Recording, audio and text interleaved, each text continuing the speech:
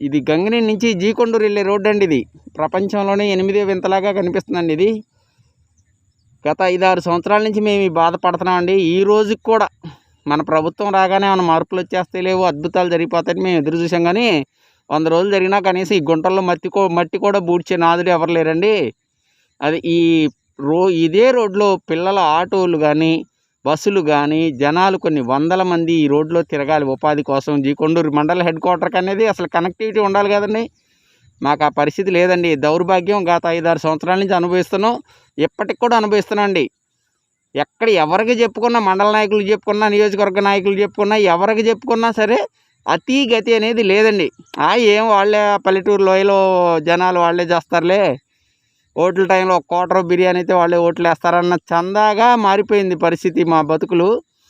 అది కనీసం ఎవరో పట్టించుకోవట్లేదు. ఏం చేయాలో దిక్కు చూడని పరిస్థితి మాదైతే మాత్రం.